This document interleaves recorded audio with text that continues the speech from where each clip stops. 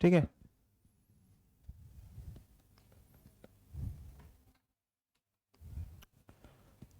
Hello, welcome back to you Youth Engineers Academy online platform. मेरा नाम निपुण शर्मा है और कल हम लोग ने सर्वे का फर्स्ट लेक्चर किया था।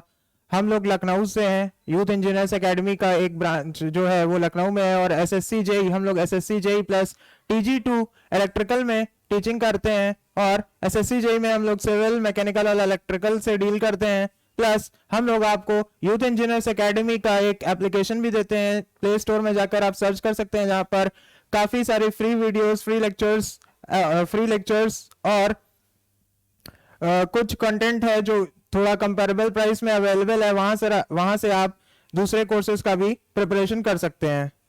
तो कल जैसे कि मैंने कंपास सर्वेइंग स्टार्ट किया था सिविल इंजीनियरिंग में, कंपास सर्वेइंग, उसमें एज पर एक्सपेक्टेशन से भी ज्यादा लाइक्स और व्यूज मिले हैं। तो उसके लिए सबसे पहले मैं धन्यवाद करना चाहूंगा आप सभी दर्शकों का, आप सभी स्टूडेंट्स का। और आज का क्लास मैं उसी के आगे स्टार्ट करना चाहूंगा। तो हम लोग ने कल पढ़ लिया था, एक रिलेशन पढ़ा था। रिलेशन क्या था?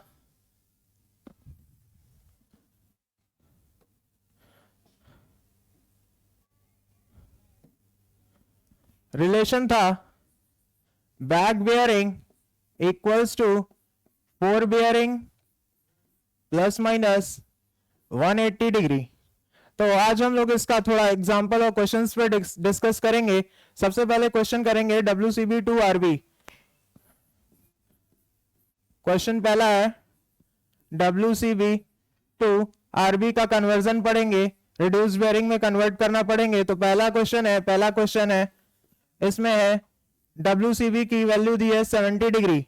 अब इसको जब हम कन्वर्ट करेंगे रिड्यूस बेयरिंग में तो क्या बताया था, ये हमारा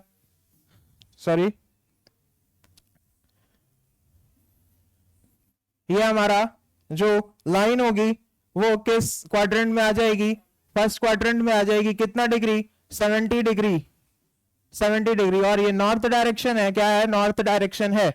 अब 70 डिग्री क्लॉकवाइज चले हैं, ये ईस्ट डायरेक्शन है। तो कौन सा क्वाड्रेंट हो गया? ये नॉर्थ ईस्ट क्वाड्रेंट हो गया। कहने का मतलब जब इसको हम रिड्यूस बेयरिंग लिखेंगे, reduce bearing RB equals to, तो कौन से ऊपर डायरेक्शन कौन सा है? नॉर्थ है।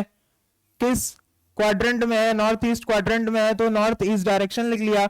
उसके बाद हमने रूल पढ़ा था, अगर फर्स्ट क्वाड्रेंट में आता है यानी कि नॉर्थ ईस्ट क्वाड्रेंट में आता है, नॉर्थ ईस्ट क्वाड्रेंट में आने के लिए क्या करते हैं, जितना WCB होता है उतना ही हमारा क्या हो जाता है? रिड्यूस बेयरिंग हो जाता है। कहने का मतलब यहां पर WCB की वैल्यू 70 डिग्री दी है, वहीं पर हमारा रिड्यूस बेयरिंग का भी जो एंगल होगा या फिर कहीं बेयरिंग होगी वो 70 डिग्री हो जाएगी। बस डायरेक्शन देखना है किस डायरेक्शन में है। नेक्स्ट एक क्वेश्चन लेते हैं, सेकेंड पार्ट। इसी में सेकेंड पार्ट ले लेते हैं 271 डिग्री या फिर कहें 279 डिग्री। 279 डिग्री को RB में करना है, RB में करना है। यानी कि क्या करना होगा यहां पे? सिमिलरली एक फिगर बनाएंगे और देखेंगे ये कहां पर लाई करता है। ये कहां पर लाई करता है? ये हमारा फोर्थ क्वाड्रेंट में लाई करता है। और ये एंगल हमारा जो होता है WCB कितना बनता है यहाँ पे? 279 डिग्री। 279 डिग्री। ये नॉर्थ डायरेक्शन है, ये वेस्ट डायरेक्शन है। तो हमारा किस क्वाड्रेंट में लाइन लाई कर रही है? OA लाइन जो है हमारी, ये लाई कर रही है हमारी नॉर्थ वेस्ट डायरेक्शन में। यानी कि इसको जब हम लिखेंगे RB में तो कितना आ जाएगा? नॉर्थ वेस्ट लिख लेंगे। और मैंने रूल बताया था, रूल क्या बताया था? जब हम फोर्थ क्वाड्रेंट में बात करते हैं या फिर कहें नॉर्थ वेस्ट क्वाड्रेंट में बात करते हैं तो हम ये वाली बेयरिंग ले लेते हैं, ये वाला एंगल कंसीडर होता है। ठीक है, तो इसको कैसे निकालेंगे? इसको निकालने का एक तरीका क्या है? 360 डिग्री माइनस थीटा या फिर कहें WCB। इसको निकालेंगे कैसे? 360 डिग्री माइनस WCB। यहां से वैल्यू आ जाएगी हमारी, वैल्यू कितनी आएगी? 360 माइनस 279 डिग्री, यानी कि इसकी वैल्यू आ जाएगी करीब करीब 81 डिग्री। यानी कि इसको लिख लेंगे कैसे, 81 डिग्री। 81 डिग्री नॉर्थ से वेस्ट डायरेक्शन में आएंगे तो इसकी रिड्यूस्ड बियरिंग निकाल आएगी ओए लाइन की। ठीक है, आई होप ये समझ में आ गया होगा question. Back bearing to WCB से रिड्यूस्ड बेयरिंग में कन्वर्जन था, और हमने दो एग्जांपल देख लिए, एक फर्स्ट क्वाड्रेंट का देख लिया और एक देख लिया फोर्थ क्वाड्रेंट का। नेक्स्ट अगर हम बात करेंगे, हम फोर बेयरिंग और बैक बेयरिंग कैसे कैलकुलेट करने हैं। फोर बेयरिंग और बैक बेयरिंग कैसे कैलकुलेट करना है।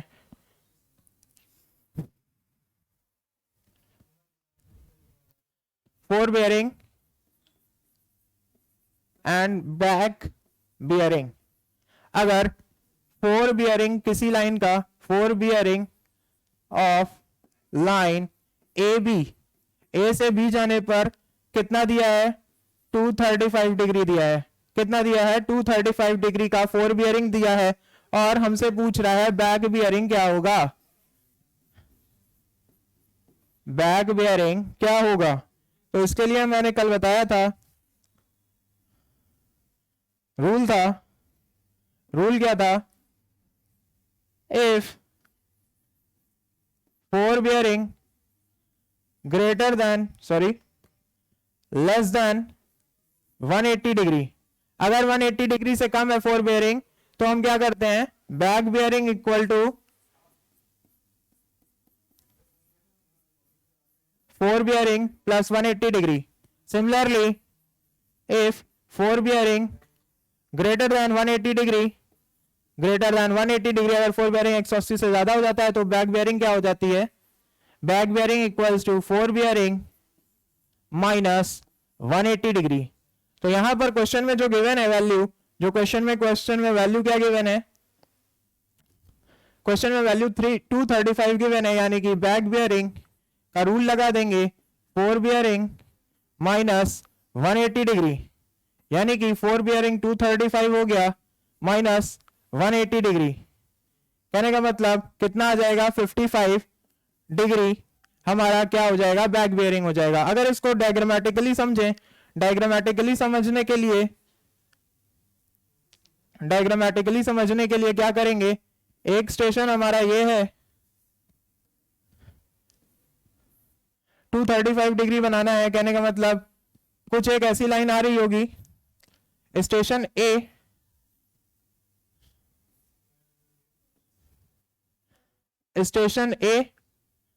Station B.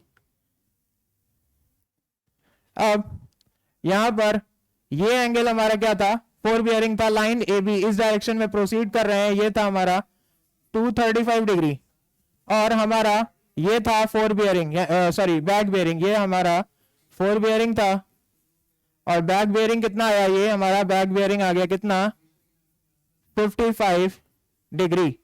55 डिग्री। कुछ गलत हो रहा है क्या,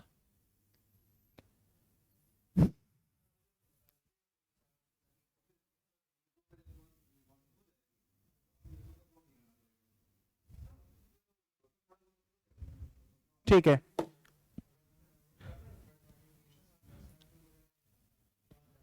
आई होप ये समझ में आ गया होगा। इसके बाद हम लोग आज का कंटेंट शुरू करते हैं, जिसको हम कहेंगे included angles. Included angles,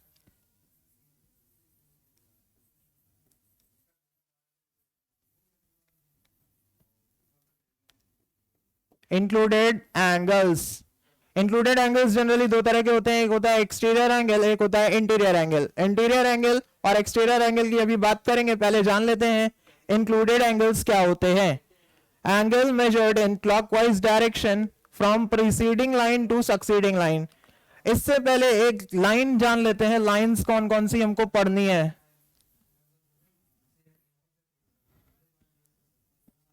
lines में आता है प्रीवियस या फिर प्रीसीडिंग लाइन, और दूसरा होता है सक्सीडिंग लाइन या फिर नेक्स्ट लाइन। जब हम बात करते हैं एक जगह से दूसरे जगह जाने पे, इस डायरेक्शन में मोशन हो रहा है, इस डायरेक्शन में ट्रैवर्सिंग हो रही है, इस डायरेक्शन में ट्रैवर्सिंग अगर हो रही है स्टेशन ए, स्टेशन बी और स्टेशन सी, तो अगर हम स्टेशन बी पर हैं, स्टेशन बी पर हमारा इंस्ट्रूमेंट लगा हुआ है, तो हमारे लिए प्रीसीडिंग लाइन या फिर कहें प्रीवियस लाइन, पहले वाली लाइन कौन सी होगी? ए बी लाइन हमारे लिए प्रीवियस लाइन है, प्रीवियस लाइन, या फिर कहें इसी को कहते हैं प्रीसीडिंग लाइन। नेक्स्ट है हमारा सक्सीडिंग लाइन, नेक्स्ट लाइन, और इसी का दूसरा नाम है, एक और नाम आता है प्रोसीडिंग लाइन। इसी का दूसरा नाम आता है प्रोसीडिंग लाइन।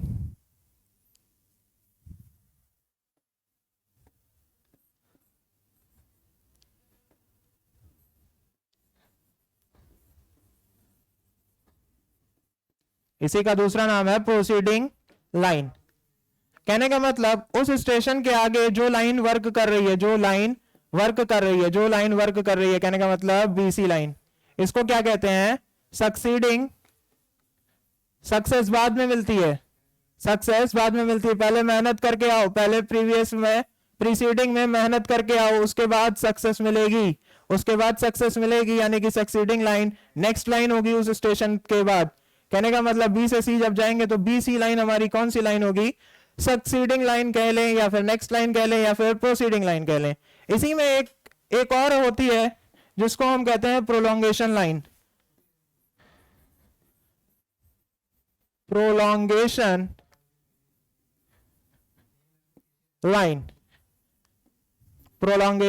लाइन, इसमें देखते हैं क्या होती है प्रोलॉन्गेशन लाइन। जब हम किसी लाइन को एक्सटेंड कर देते हैं, इमेजिनरी लाइन होती है, जब हम किसी लाइन को एक्सटेंड कर देते हैं उसके बियॉन्ड, उस स्टेशन के आगे, तो वो आ जाती है हमारी प्रोसीडिंग लाइन। जैसे कि यहां पे बी डैश,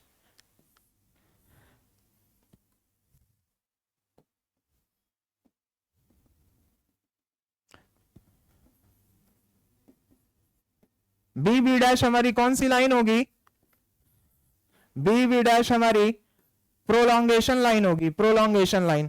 ठीक है, आई होप यहां पर समझ में आ गया होगा प्रीवियस लाइन, प्रीसीडिंग लाइन क्या होता है, सक्सीडिंग लाइन या फिर नेक्स्ट लाइन या फिर प्रोसीडिंग लाइन क्या होता है, नेक्स्ट है प्रोलॉन्गेशन लाइन क्या होता है। अब बात करते हैं इंक्लूडेड एंगल्स की। इनका प्रॉपर्टी क्या होता है?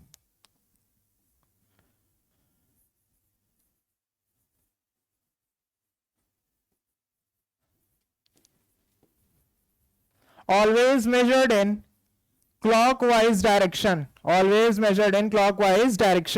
और ये कहां से? Preceding to succeeding line measure किए जाते हैं।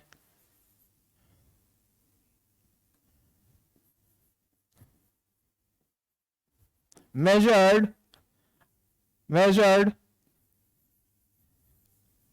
from preceding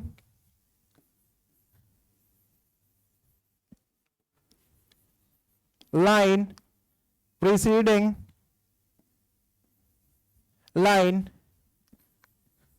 to succeeding line, preceding line to succeeding line measure किया जाता है। इंक्लूडेड एंगल्स का फॉर्मूला होता है, इंक्लूडेड एंगल्स को शॉर्ट में लिख लेते हैं आई ए, इक्वल्स टू हो जाता है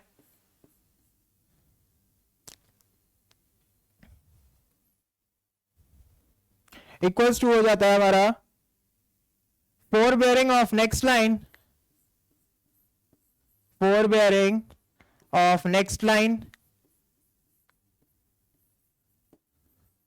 minus back bearing of previous line. ये हमारा फॉर्मूला होता है इंक्लूडेड एंगल निकालने का, four bearing of next line and back bearing of previous line.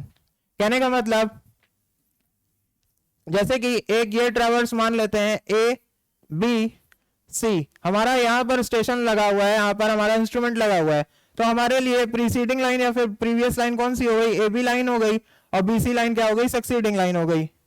अब अगर मैं इस डेफिनेशन के अकॉर्डिंग या फिर कहें, पहली बात क्लॉकवाइज मेजर करना है, क्लॉकवाइज मेजर करना है, क्लॉकवाइज मेजर करना है, बिल्कुल क्लॉकवाइज मेजर कर लिया, इस डायरेक्शन में मेजर करना है, इस डायरेक्शन में मेजर करना है। फिर क्या कहता है? Fore bearing of next line, four bearing of next line, four bearing of next line, ये हो गई हमारी एक फोर बियरिंग, ये हो गई हमारी fore bearing of next line. उसके बाद क्या कहता है? Back bearing of previous line, back bearing of previous line, इन दोनों का जो डिफरेंस होगा वही हमारा इंक्लूडेड एंगल होगा, इंक्लूडेड एंगल होगा। कहने का मतलब हमारा इंक्लूडेड एंगल ये हो गया, ठीक है। नेक्स्ट हम बात करेंगे इसकी एक और प्रॉपर्टी होती है प्रोसीड इंक्लूडेड एंगल्स की, उसकी बात करते हैं।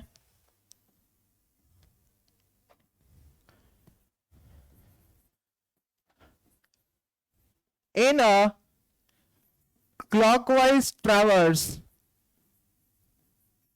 in a clockwise traverse, included angle is always exterior angle, exterior angle। Next आता है in a anti clockwise traverse, in a anti-clockwise traverse, included angle is interior angle, is always interior angle। In clockwise traverse, included angle is always exterior angle। For a anti-clockwise traverse, included angle is an interior angle। इसको समझ लेते हैं, जरा सा concept है, इसको एक बार समझ लेते हैं। मान लेते हैं कि एक क्लोज ट्रैवर्स है, स्टेशन ए, स्टेशन बी, स्टेशन सी, डी और ई। मान लेते हैं कि एक क्लोज ट्रैवर्स है। एक बार रेड पेन से करते हैं,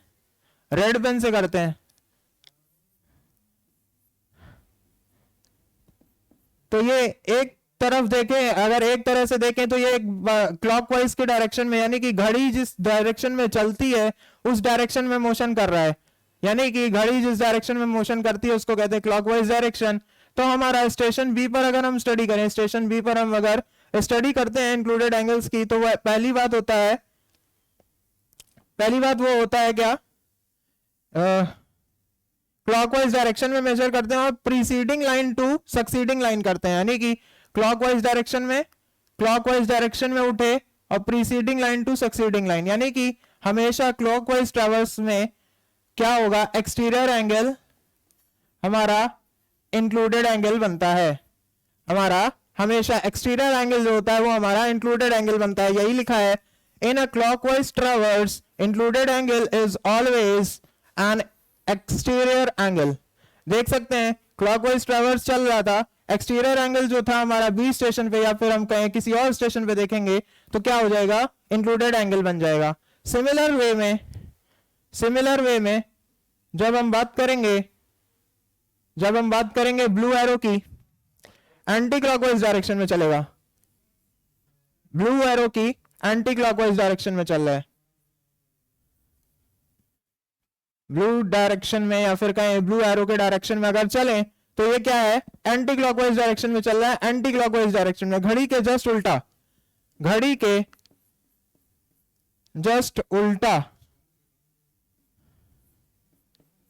एंटी क्लॉकवाइज डायरेक्शन में, ठीक है। अब इसको जरा देख लेते हैं, ये क्या कह रहा है?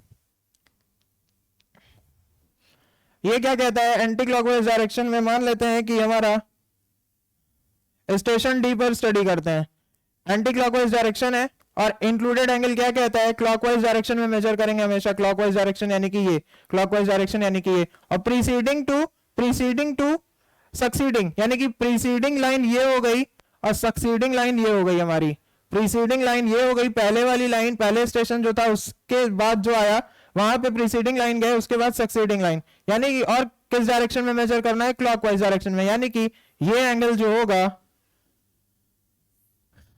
ये एंगल, ये हमारा यहाँ पे क्या बन जाएगा, इंक्लूडेड एंगल, और ये होता है इंटीरियर एंगल, इंटीरियर एंगल। जब भी ट्रैवर्स के अंदर वाला कोई भी एंगल होगा वो हमेशा इंटीरियर एंगल कहलाता है, और जो ट्रैवर्स के बाहर वाले एंगल्स होते हैं, जो ट्रैवर्स के बाहर वाले एंगल्स होते हैं वो क्या कहलाते हैं, एक्सटीरियर एंगल्स कहलाते हैं। ये मैथ्स में भी पढ़ा होगा आप लोगों ने, ठीक है, इतना समझ में आ गया होगा, आई होप इतना समझ में आ गया होगा बिल्कुल क्लियरली, ठीक है। तो इस पे एक क्वेश्चन कर लेते हैं। क्वेश्चन क्या है, bearing of A B equals to 35 degree, bearing, इससे पहले एक और चीज देख लेते हैं, इंटरनल, इंटीरियर और एक्सटीरियर एंगल कैसे निकालते हैं।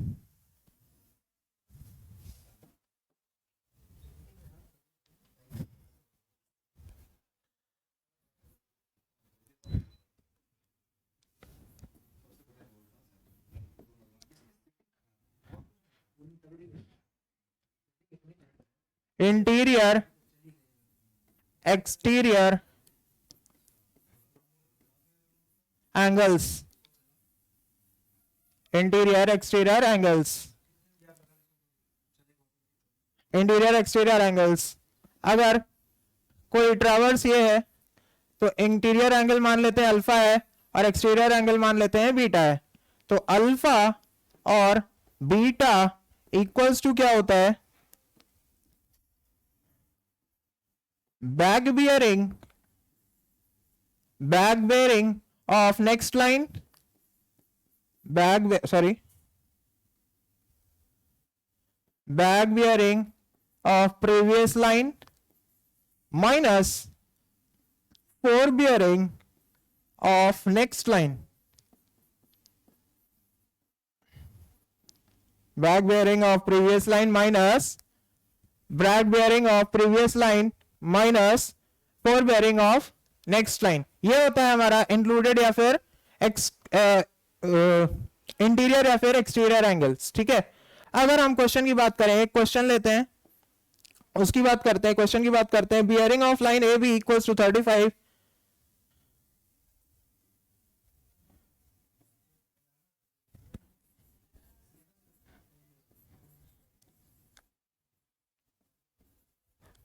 Bearing of A B equal to 35 degree, bearing of line equals to 35 degree, BC equals to 120 degree, और यहां पर निकालना क्या है, अल्फा और बीटा निकालना है, फाइंड अल्फा बीटा, यानी कि, और अल्फा एंड बीटा का डिफरेंस कितना होगा, अल्फा और बीटा का summation, sorry, alpha plus beta equals to 360 degree होता है। At a point alpha plus beta at a station कहें तो अल्फा और बीटा का समेशन कितना होता है, 360 डिग्री होता है। तो कहने का मतलब अगर अल्फा निकल आए तो हमारा बीटा भी निकल आएगा, ठीक है। तो यहां पर देखते हैं, अल्फा निकालते हैं, अल्फा की वैल्यू निकालते कितना आएगा, back bearing of line A B. Next slide पे देख लेते हैं, हमारा एक ट्रैवर्स था, एक लाइन दी हुई थी, ए टू बी दिया था,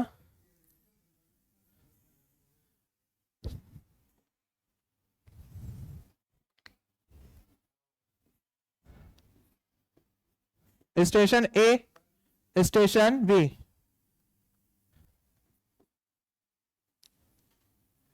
स्टेशन ए पे फोर बियरिंग था 35 डिग्री, और हमारा बैक बियरिंग और हमारा बीसी लाइन के लिए 120 डिग्री एंगल था।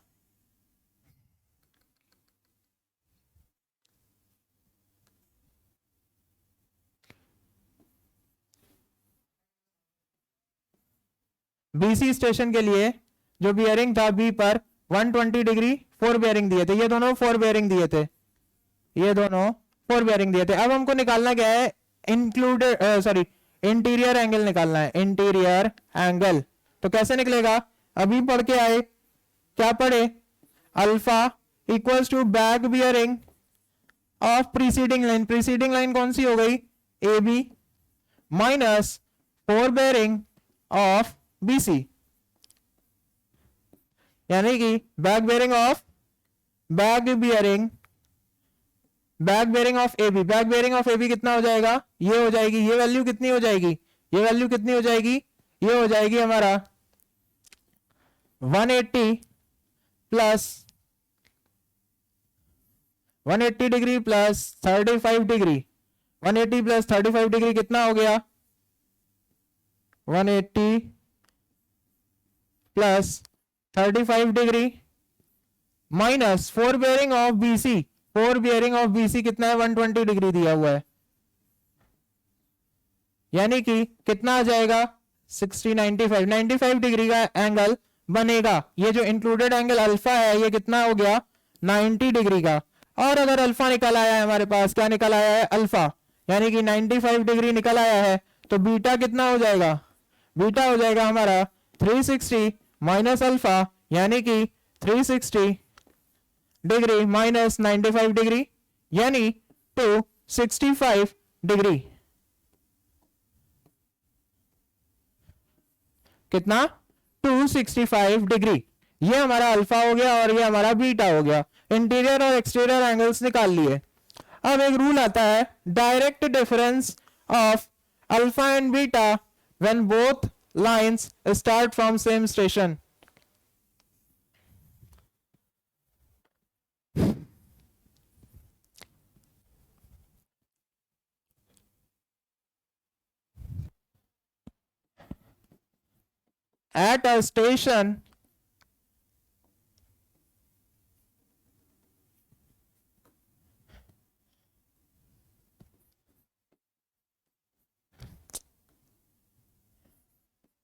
At a station, alpha and beta will be direct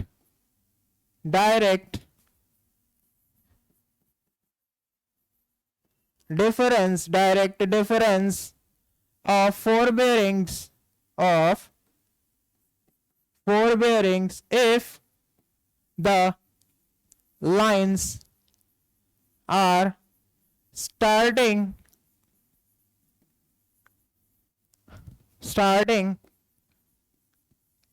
from same station।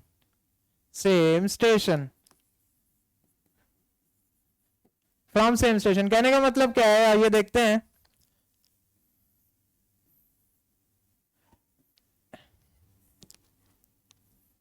O station है, एक लाइन निकल रही है, ये एक लाइन निकल रही है, ये ओ ए, इसका एंगल है मान लेते हैं 30 डिग्री, मान लेते हैं कितना एंगल 67 डिग्री।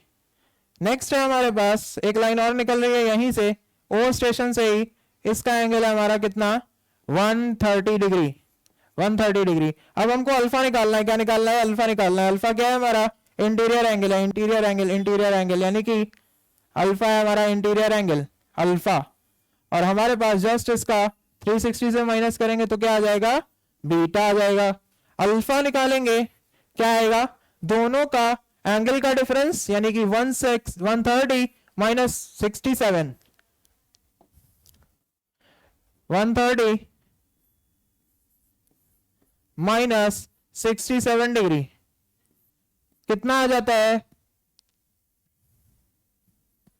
63 डिग्री। ये हमारा अल्फा हो जाएगा। अगर अल्फा निकल आया है तो हमारा बीटा भी आ जाएगा, यानी 360 degree minus 63 degree equals to कितना हो जाएगा 267 डिग्री। ये हमारा हो जाता है बीटा। आई होप ये समझ में आ गया होगा, अल्फा बीटा और इंटरनल एंगल्स, एक्सटर्नल एंगल्स और इंट्रूडेड एंगल्स। नेक्स्ट हम चलेंगे डिफ्लेक्शन एंगल।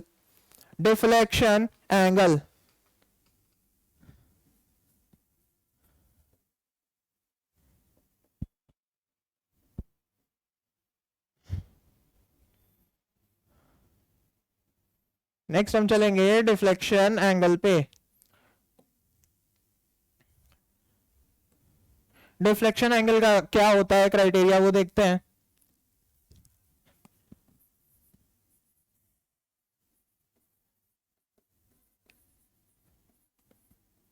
डिफ्लेक्शन एंगल, मान लेते हैं कोई एक ट्रैवर्स बना हुआ था, ट्रैवर्स बना हुआ था,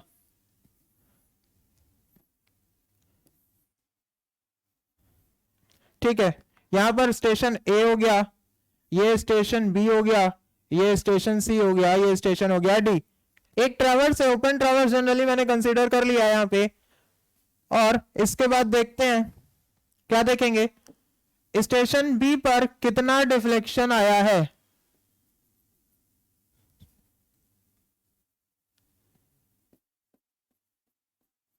ये क्या हो गई हमारी, ये हो गई हमारी बी डैश तक, बी डैश तक प्रोलॉन्गेशन लाइन, प्रोलॉन्गेशन लाइन। ये ए बी क्या हो गई हमारी, ए बी क्या हो गई हमारी प्रीसीडिंग लाइन, अभी पीछे डिस्कस किए थे। बी बी डैश क्या हो गया, प्रोलॉन्गेशन, प्रोलॉन्गेशन लाइन। नेक्स्ट है हमारा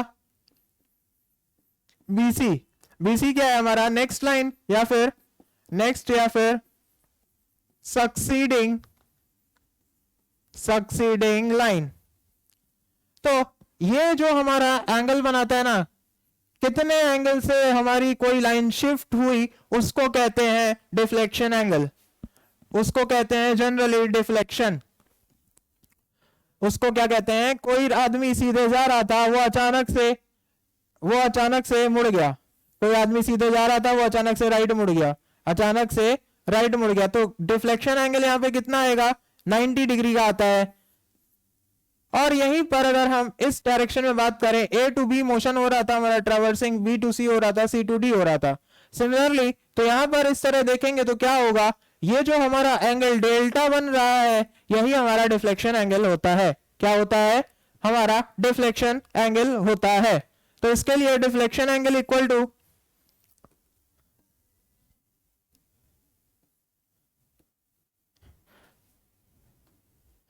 डिफ्लेक्शन एंगल इक्वल टू क्या हो जाएगा, 180 degree minus alpha, 180 degree minus alpha, या फिर कहें बीटा माइनस 180 डिग्री। यहां पर हमने एक असम्पशन मान लिया है, अल्फा लेस देन 180 डिग्री है और बीटा हमारा क्या है, बीटा ग्रेटर देन 180 डिग्री है। ये असम्पशन मान के हमने ये स्टेटमेंट लिख लिया और ये डायरेक्टली यूज कर सकते हैं अगर हमको अल्फा और बीटा निकालना है, या फिर कहें डिफ्लेक्शन एंगल गिवन है और अल्फा और बीटा निकालना है, या फिर कहें अल्फा बीटा गिवन है और डिफ्लेक्शन निकालना है। नहीं तो हम ट्रैवर्स बना के भी निकाल सकते हैं। ठीक है, आई होप ये समझ में आ गया होगा। नेक्स्ट हम बात करेंगे किसकी, मैग्नेटिक डिक्लिनेशन से पहले एक आता है फॉर क्लोज्ड ट्रैवर्स, जो हम 8th 9th 10th में भी शायद पढ़ के आए होंगे।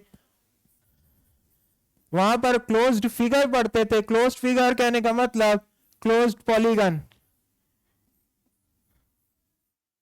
Closed polygon. ठीक है, तो वहां पर होता क्या था, for closed traverse, for closed traverse, closed traverse summation alpha, interior angles का समेशन, इंटीरियर एंगल्स का समेशन हम लोग ने वहां भी पढ़ा था, क्या होता था 2n minus 4 into 90 degree.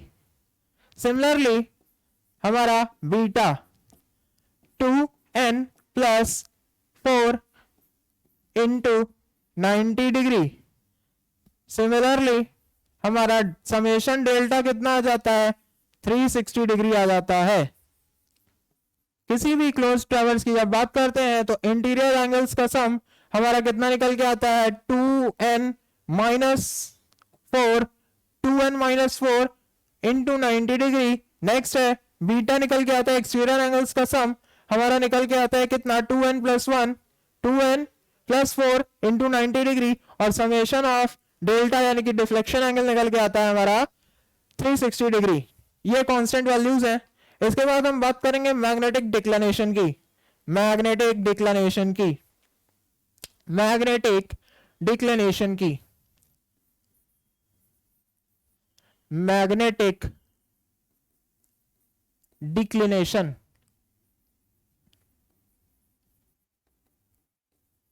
Magnetic magnetic declination क्या होता है? आइए समझते हैं मैग्नेटिक डिक्लिनेशन क्या होता है। हमने कल बात की थी ट्रू मेरिडियन की और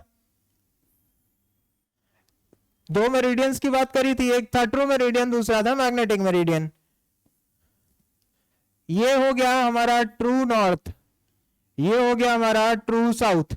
ट्रू नॉर्थ और ट्रू साउथ कभी नहीं चेंज होंगे। ज्योग्राफिकल पोल्स जो होते हैं अर्थ के वो कभी नहीं चेंज होते और उसको हम ट्रू नॉर्थ बोल देते हैं और ट्रू साउथ बोल देते हैं। ये फिक्स्ड होते हैं। और एक चीज कल के लेक्चर में ये रह गई थी कि वहां पर ट्रू नॉर्थ और ट्रू साउथ फिक्स्ड है, यानी कि ट्रू मेरिडियन जो है, ट्रू मेरिडियन फिक्स्ड है, ट्रू मेरिडियन फिक्स्ड है, तो ट्रू बियरिंग की वैल्यू भी कांस्टेंट रहती है, constant with respect to time, constant. ठीक है, ये चीज।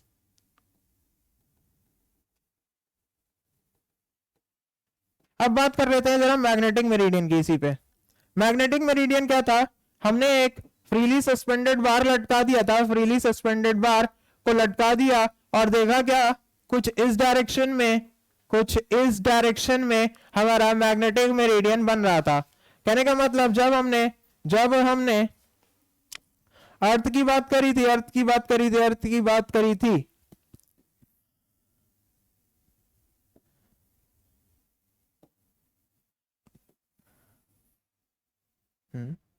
अच्छा,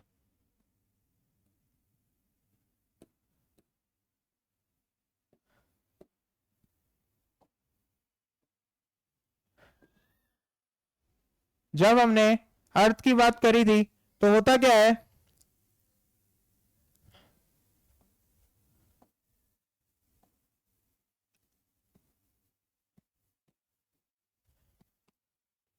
एक मेरिडियन तो होता है वो सीधा सीधा पास कर जाता है, जिसको हमने ट्रू मेरिडियन कहा था। ये है हमारा ट्रू मेरिडियन। क्या है? ट्रू मेरिडियन, जो हमारे ज्योग्राफिकल नॉर्थ और ज्योग्राफिकल साउथ पोल से पास करता है, उसको कहते हैं ट्रू मेरिडियन। मगर एक लाइन या फिर एक मेरिडियन या फिर एक डायरेक्शन एक ऐसा भी होता है जो हमारे सेंटर से पास करता है, और जो हमारे सेंटर से पास करता है बट वो ट्रू मेरिडियन को ओवरलैप नहीं करता है, उसको कहते हैं हम मैग्नेटिक मेरिडियन। हो सकता है कि कभी कभी किसी केस में लाई कर जाता है मैग्नेटिक मेरिडियन ट्रू मेरिडियन के ऊपर, बट जनरली जो देखा गया है वो मैग्नेटिक मेरिडियन ट्रू मेरिडियन से कुछ टिल्टेड होता है। हो सकता है कि लेफ्ट डायरेक्शन में हो या फिर हो सकता है कि वो राइट डायरेक्शन में भी हो। ठीक है, तो दोनों को मैग्नेटिक मेरिडियन कहते हैं, मैग्नेटिक मेरिडियन कहते हैं। क्या कहते हैं? Magnetic meridian. अब जब हम बात करते हैं इसके डिक्लिनेशन की, डिक्लिनेशन क्या होता है? डिक्लिनेशन वो एंगल होता है हॉरिजॉन्टल के रिस्पेक्ट में, वो एंगल होता है जिसमें जो हमारा मैग्नेटिक मेरिडियन और ट्रू मेरिडियन के बीच में बना होता है। वो हॉरिजॉन्टल एंगल जो हमारा ट्रू मेरिडियन और मैग्नेटिक मेरिडियन के बीच में बना हुआ है उसको कहते हैं डिक्लिनेशन। सिमिलरली अगर मेरा डिक्लिनेशन इस तरफ ना हो के उस तरफ हो जाए,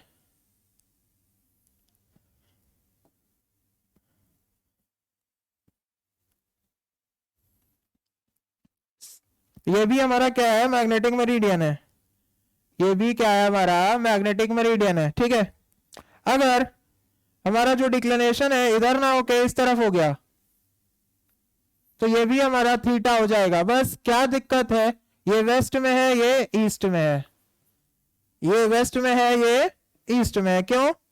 क्योंकि ये ईस्ट डायरेक्शन है और ये वेस्ट डायरेक्शन है। समझ में आया होगा, आई होप कि समझ में आया होगा। वेस्ट डायरेक्शन ईस्ट डायरेक्शन के बेसिस पे हम डिक्लिनेशन को क्लासिफाई करते हैं। एक होता है वेस्ट डिक्लिनेशन या फिर डिक्लिनेशन इन वेस्ट, जिसको हम नेगेटिव डिक्लिनेशन भी कहते हैं, और दूसरा होता है हमारा ईस्ट डिक्लिनेशन, जिसको हम पॉजिटिव डिक्लिनेशन भी कहते हैं।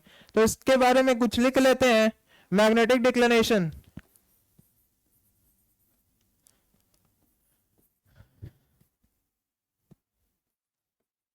मैग्नेटिक डिक्लिनेशन, मैग्नेटिक डिक्लिनेशन होता क्या है? Horizontal angle between what? Between true meridian and magnetic meridian.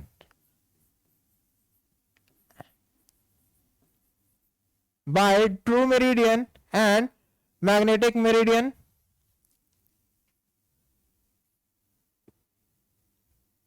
अगर magnetic meridian, if magnetic meridian in west, तो इसको कहते हैं नेगेटिव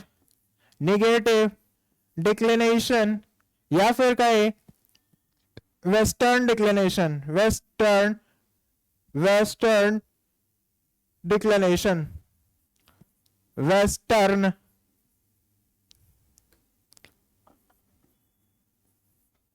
डिक्लिनेशन। अगर हमारा मैग्नेटिक मेरिडियन ईस्ट डायरेक्शन में है, किस डायरेक्शन में है? ईस्ट डायरेक्शन में है, तो हम उसको क्या कहते हैं? पॉजिटिव डिक्लिनेशन, या फिर कहें eastern declination, eastern declination. I hope ये समझ में आया होगा। और इसके लिए अगर हम फिगर बनाना चाहें तो फिगर भी बना सकते हैं। फिगर कैसे बनेगा, आइए देखते हैं फिगर कैसे बनेगा, फटाक से देखते हैं। ये मान लेते हैं कि एक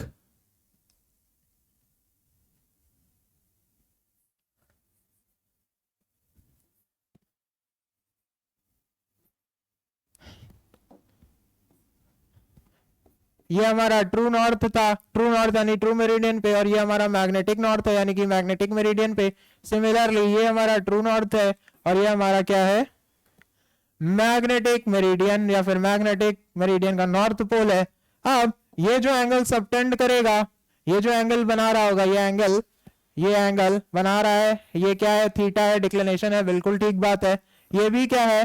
थीटा है, डिक्लिनेशन है, बिल्कुल ठीक बात है। मगर जिस डायरेक्शन में लाई कर रहा है, वेस्ट डायरेक्शन में लाई कर रहा है, तो इसको बोलेंगे थीटा डब्ल्यू और इसको बोलेंगे थीटा ईस्ट।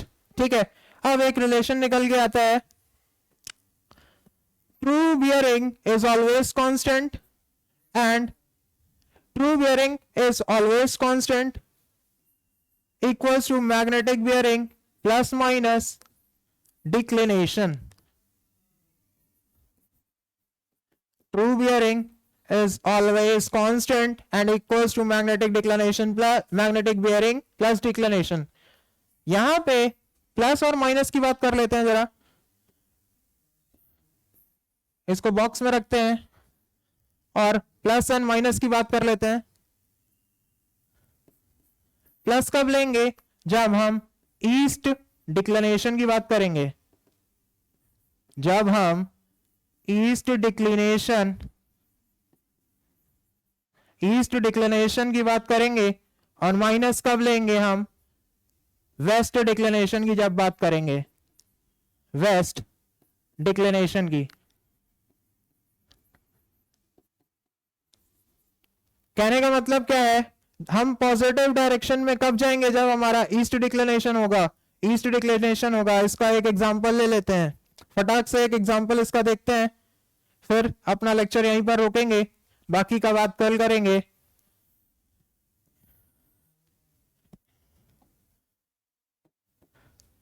एक हमारा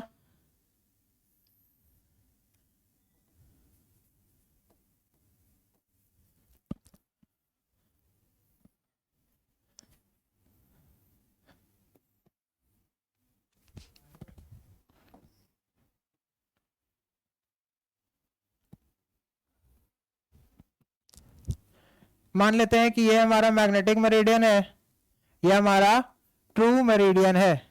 सिमिलरली यहाँ पे ये हमारा ट्रू मेरिडियन है और ये हमारा मैग्नेटिक मेरिडियन है।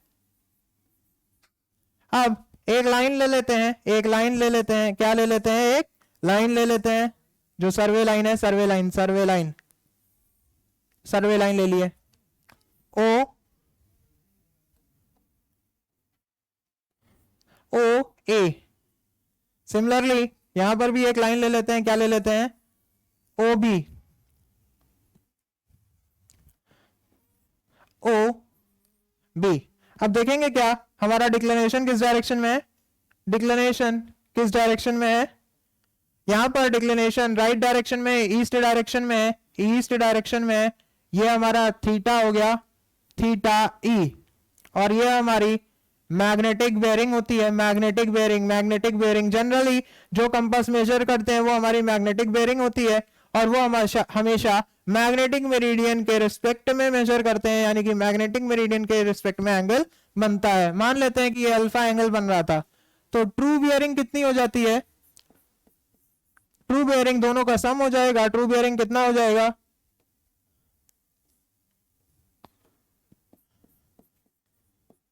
ट्रू बियरिंग कितना हो जाएगा, यहां पे इस केस में ट्रू बियरिंग हो जाएगा हमारा theta plus alpha plus theta. Similarly इस केस में अगर हम बात करें, इस केस में हम बात करेंगे तो मैग्नेटिक डिक्लिनेशन ये है हमारा, नेगेटिव डिक्लिनेशन है, यानी कि कहें वेस्टवर्ड डिक्लिनेशन है। क्या है, वेस्टवर्ड डिक्लिनेशन। और हमारा लाइन से एंगल, सॉरी, लाइन से एंगल जो बन रहा है बियरिंग, मैग्नेटिक बियरिंग कितनी बन रही है, बीटा बन रही है। क्या बन रही है, बीटा बन रही है, और यहां पे थीटा ही कर लो। अब हम ट्रू बियरिंग की बात करेंगे। ट्रू बियरिंग कितनी होगी, ट्रू बियरिंग हमारी ये है, ट्रू बियरिंग कितनी आएगी, कैसे आएगी, beta minus theta W, beta minus theta W, beta minus theta W.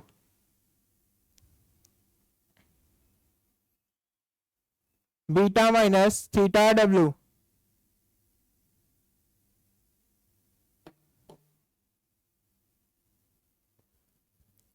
ये हमारे पास एक ट्रू बियरिंग की वैल्यू आ गई, क्या आ गई, बीटा माइनस थीटा डब्ल्यू। तो हमको ये पता चल गया कैसे, कब माइनस और प्लस ऐड करना है। जब ईस्ट डायरेक्शन में डिक्लिनेशन होगा तो हमारा प्लस का साइन लगेगा, और जब हमारा वेस्टवर्ड डिक्लिनेशन होगा तो माइनस का साइन लगेगा। एक स्टेटमेंट आता है, एक स्टेटमेंट क्या आता है, magnetic bearing is greater than true bearing, magnetic bearing greater then true bearing. ये कब होता है, मैग्नेटिक बियरिंग कब बड़ी है, मैग्नेटिक बियरिंग कब बड़ी है, जब वो वेस्टवर्ड डिक्लिनेशन में है, वेस्टवर्ड या वेस्टर्न डिक्लिनेशन, वेस्टवर्ड डिक्लिनेशन में है। नेक्स्ट क्या है, magnetic bearing is less than true bearing. ये कब है, ये है हमारा जब ईस्टवर्ड डिक्लिनेशन है, eastern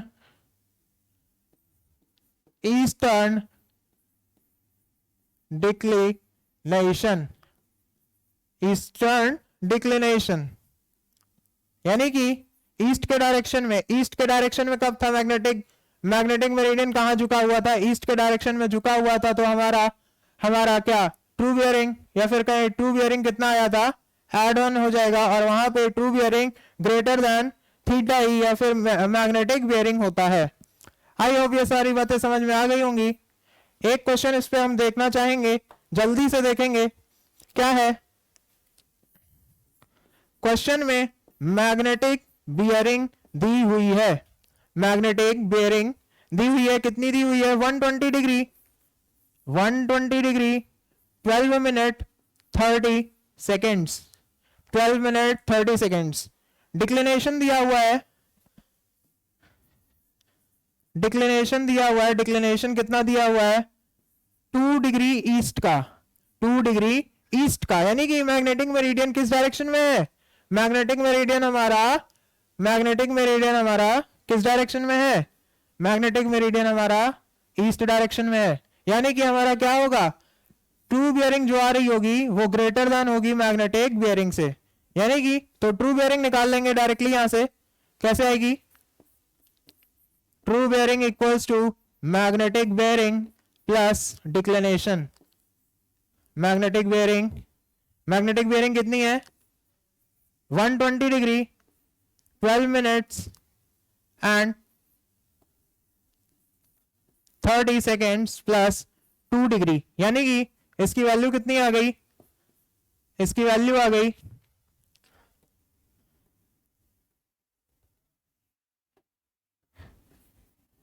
120 degree 12 minute 30 seconds plus 2 degree equals to, degree है डिग्री वाले यूनिट में ऐड हो जाएगा, डिग्री है डिग्री वाले यूनिट में ऐड हो जाएगा, यानी कि 120 डिग्री 12 मिनट्स एंड 30 सेकेंड्स, ये हमारी ट्रू बियरिंग बन जाएगी, क्या बन जाएगी, ट्रू बियरिंग बन जाएगी, ये हमारी ट्रू बियरिंग हो गई, ये हमारी ट्रू बियरिंग हो गई। आप साफ साफ देख सकते हैं यहाँ पे ट्रू बियरिंग जो है हमेशा मैग्नेटिक बियरिंग से बड़ी आ रही है, क्यों, क्योंकि डिक्लिनेशन जो है हमारा ईस्ट में है, हमारा डिक्लिनेशन जो है वो ईस्ट डायरेक्शन में है।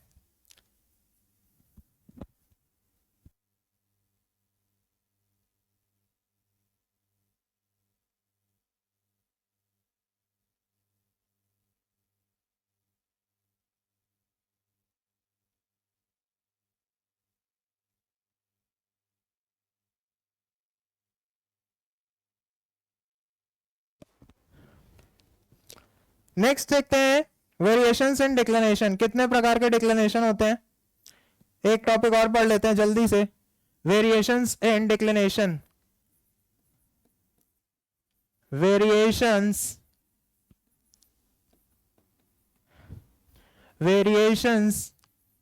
इन डिक्लिनेशंस, वेरिएशन इन डिक्लिनेशन, कितने प्रकार के डिक्लिनेशन होते हैं वो जानेंगे, चार प्रकार के डिक्लिनेशन होते हैं, पहला होता है सेक्युलर, दूसरा होता है ड्यूरिनल, सेकंड थर्ड होता है एनुअल और चौथा होता है इररेगुलर। तो उसी के बारे में यहां पर डिस्कस करेंगे थोड़ा थोड़ा जल्दी से। पहला है सेक्युलर, दूसरा है एनुअल, तीसरा है ड्यूरिनल और चौथा है हमारा इररेगुलर।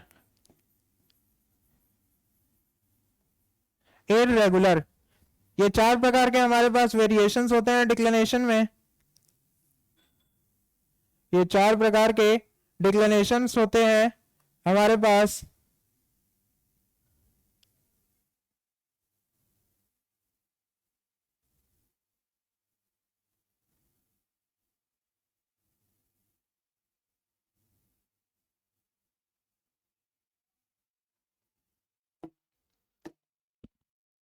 सेक्युलर मोस्ट इंपॉर्टेंट है यहाँ पे, सेक्युलर और डायरेनल के क्वेश्चंस बहुत अच्छे अच्छे क्वेश्चंस आते हैं, उसका 3 क्राइटेरिया है, उसके बारे में पढ़ेंगे। सबसे पहले पढ़ेंगे ड्यूरेनल के बारे में, ड्यूरेनल कैसे होते हैं और क्या होते हैं।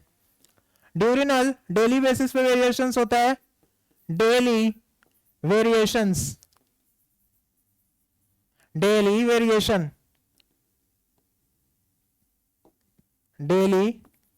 वेरिएशन अगर होता है।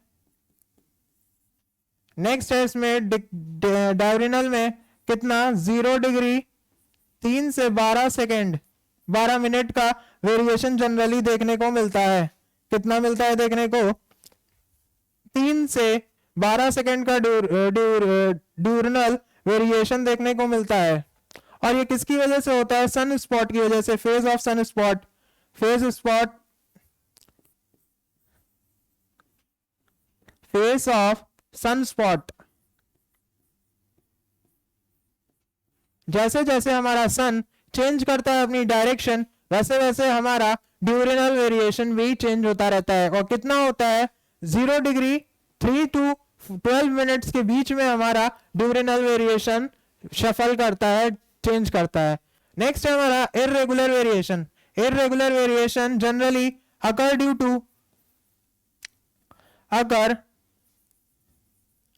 To magnetic storm,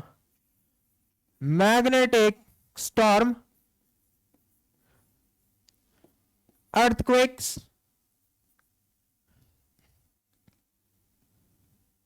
magnetic storm, earthquakes,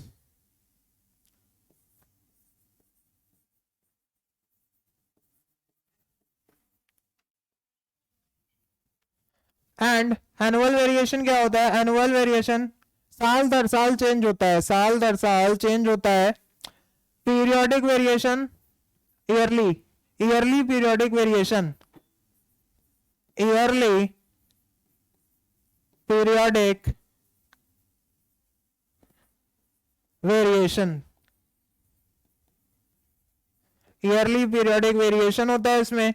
और 1 से 2 मिनट का 1 मिनट टू 2 मिनट वेरिएशन होता है।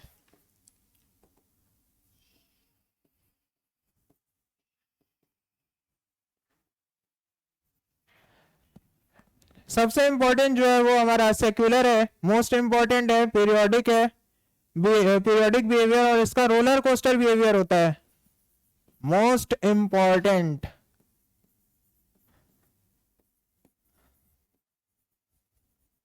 बिहेवियर की बात करें, साइन कर्व देखा होगा सबने, sine curve, sinusoidal curve, sine curve,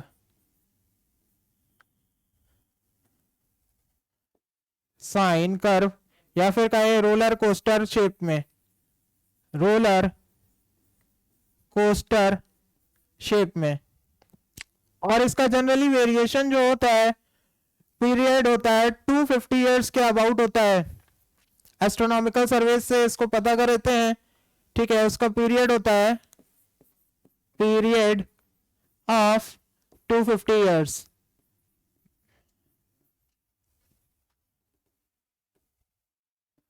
period of 250 years, ठीक है। और इसको एस्ट्रोनॉमी से डिनोट करते हैं या फिर डिराइव करते हैं,